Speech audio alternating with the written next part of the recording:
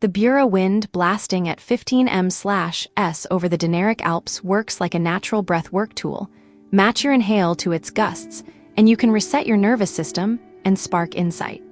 People often say solitude is just a quiet spot to find yourself, but that idea misses what real isolation actually does. We picture it as a warm bath for our overstimulated brains.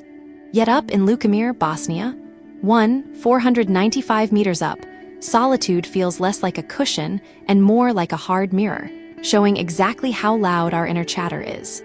Our modern take on self-discovery is actually backward. Most inner work tricks just add noise instead of clearing it. Typical advice says sit with your thoughts, dissect every feeling until you get it. But trapping your mind with only its own voice makes it repeat the same old biases. Real self-discovery isn't a mental debate, it's a bodily recalibration through the senses. Look at how Lukomir's weavers make their wool in winter. They aren't pondering who they are or waiting for an epiphany. They grab coarse mountain wool and start the slow, hands-on work on a wooden loom. Their fingers fall into a steady rhythm over the rough fibers, pulling attention away from inner talk and onto the material in front of them. This isn't a calm mental getaway. It's a sharp, hands-on encounter. Grab raw wool stained with mountain lichen and your nerves jump to attention. The fibers bite your skin, the mossy smell fills your nose. Your brain drops the storytelling about who I am because it's busy processing the real-world sensation.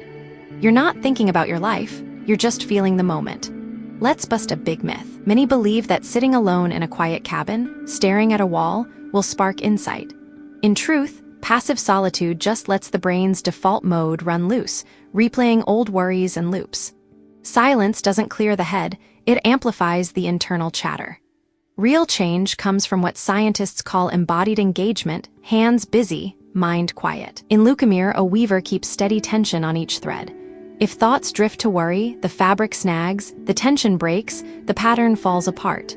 The loom itself gives instant, honest feedback on how present they are. To see why it works, check where the color comes from. The trick is natural friction, not synthetic smoothness. Lukomir's weavers scrape crustos lichen off high-altitude stone, grain by grain. Those lichens cling to rock under harsh conditions, growing slowly for decades. The dye they yield has a sharp, earthy smell that anchors the senses through hours of weaving. Compare store-bought pre-dyed yarn with dye you make from mountain lichen. The synthetic stuff is even, slick, predictable, no real touch needed. The mountain fibers are uneven, rough, demanding. You have to feel each strand and adapt your grip. Smooth surfaces let the mind wander. Roughness pulls you back into the now.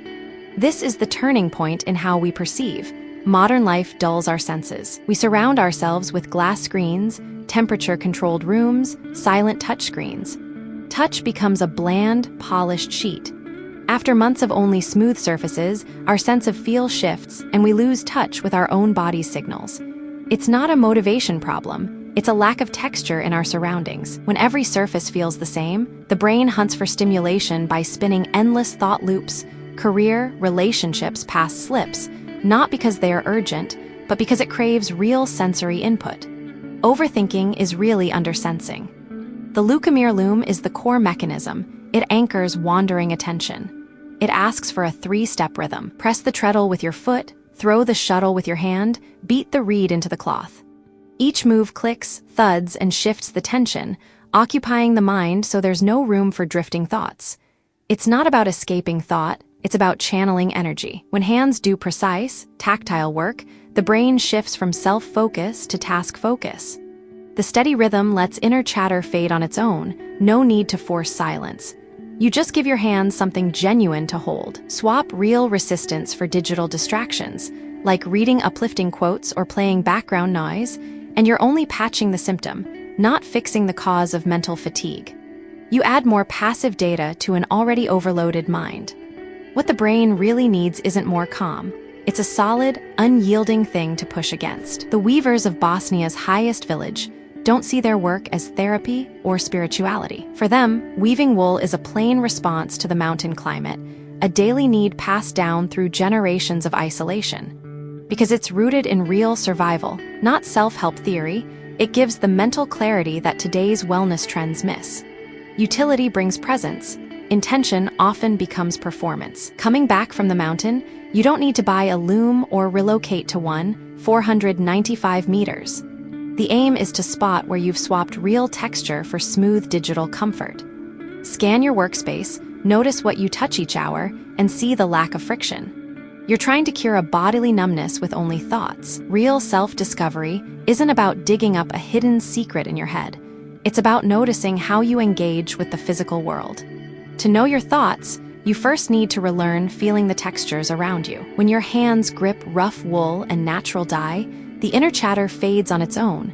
No need to hunt for yourself in abstract ideas when you're already present in your fingertips.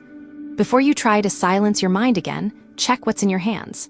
Before you look for another answer, ask what physical reality you're avoiding. If clarity needs friction, what smooth illusion are you clutching?